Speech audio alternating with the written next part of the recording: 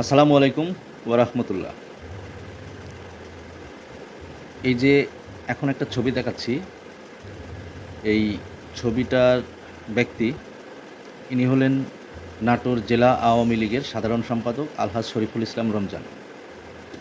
আপনারা আ আমরা যারাই নাটোরে আছি ২ টা নাম খুব ভালোভাবে চিনি এবং জানি। আ আলহাজ শরীফুল ইসলাম রমজান এবং শফিকুল ইসলাম শিমুল, অর্থাৎ এমপি সাহেব এবং উপজেলা চেয়ারম্যান।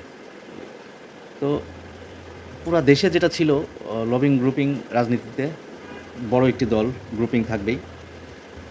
সেই গ্রুপিংয়ের অংশ হিসাবে আমিও আ আলহাজ শরীফুল ইসলাম রমজান সাহেবের সাথেই থাকতাম।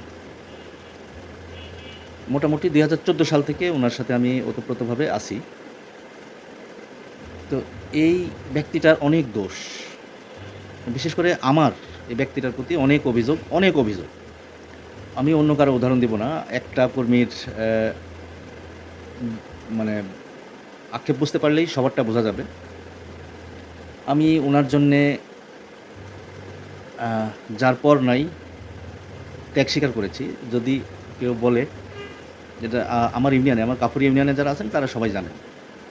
তো একটা ত্যাগ স্বীকার করতে, করতে একটা সময় এসে গিয়েছিল। অ্যা উনা আমাকে সবাই রমজান হাজির ছোট ভাই বলেই ডাকতো আরকি। তো যাই হোক, যদি ত্যাগের কথা বলেন, ২০১৪ সাল থেকে অসংখ্য সময় দিয়েছি তার পেছনে।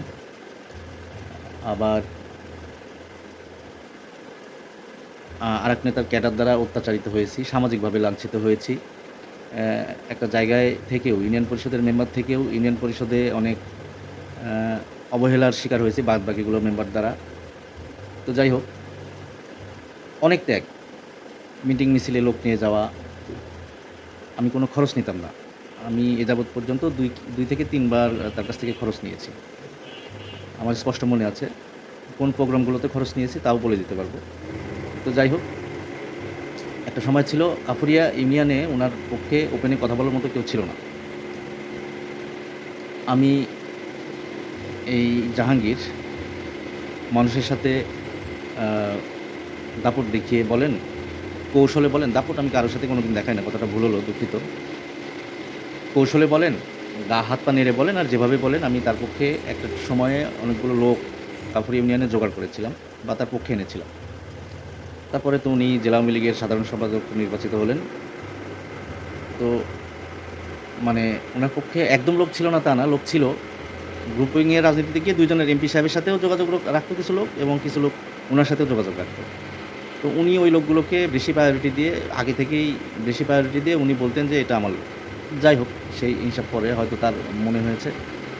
তো এখন মূল বিষয় হচ্ছে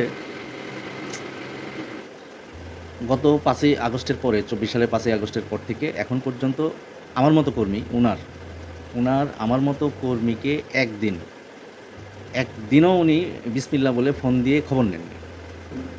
তাহলে আরও কর্মী তো আছেই উনার নিজস্ব। উনি যে কোনো কর্মীর খোঁজখবর নেননি সেটাও ভুল কথা।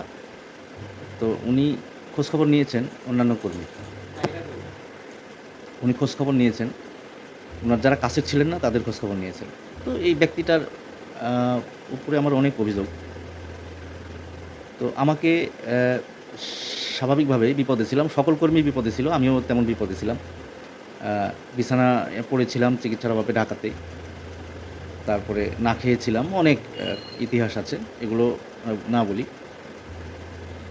অ্যা এখন যে ব্যক্তিটার ছবিটি দেখাবো, ১ম এ আমাকে চিকিৎসার জন্য উনি হেল্প করেছিলেন। ইনার নাম হচ্ছে ইমরান সোনার।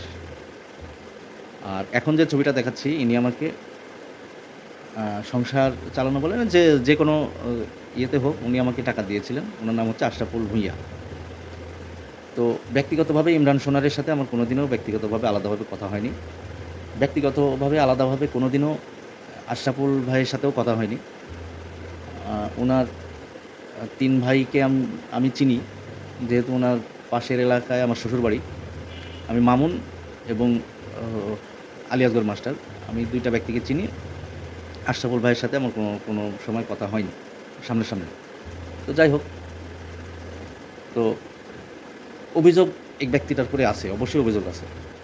কিন্তু আমরা যে বর্তমানে যে কাজগুলো করতেছি যে গ্রুপিং এর মধ্যে এই দুঃসময়েও চিন্তা করতে পেরেছেন আপনি এই একটা কর্মী, একটা নেতা, ওয়ার্ড পর্যায়ের একটা নেতা পর্যন্ত বাসায় থাকতে পারতেছে না। অথচ দায়িত্বশীল পর্যায়ে জেলার নেতৃত্বে যারা আছেন, এই লোকগুলো কিভাবে গ্রুপিংয়ে জড়িয়েছেন আমি মানে এই মুহূর্তে কল্পনার বাহিরে। এই লোকগুলোকে আসলে যারাই এই মুহূর্তে গ্রুপিংয়ে জড়াচ্ছেন, তাদের আসলেই দলের লোকজন মিলে ফাঁসি দিয়ে বা গণপিটুনি দিয়ে মেরে ফেলা উচিত। কারণ আ কর্মীর কথা তাদের মাথার মধ্যে চিন্তাই নাই। চিন্তা না করে তারা এমনভাবে গ্রুপিংয়ে জড়িয়েছে দলকে শক্তিশালী করা বাদ দিয়ে। বিষয়টা বুঝতে হবে। নাটোরে বিএনপির নেতা রুহুল কুদ্দুস তালুকদার দুলু সাহেব, উনার এগেইনস্টে রাজনীতি করতে হবে। উনার এগেইনস্টে রাজনীতি করতে হলে ভঙ্গুর সংগঠন নিয়ে উনার সামনে দাঁড়ানো যাবে না। তো এই কথাগুলো স্বীকার করতে হবে। কেউ অস্বীকার করতে চাইলে পাছা দিয়ে ঠেললেই তো হবে না। কথাগুলো স্বীকার করতে হবে। আর সকল কর্মী, আমরা যারা সাধারণ কর্মী আছি, সকল কর্মী মিলে সচেতন হতে হবে। আমার এই ভিডিওটা করা মূলত সচেতন হওয়ার উদ্দেশ্যে। আমি তো বললাম যে, একটা নেতার ১,০০০ দোষ থাকতে পারে।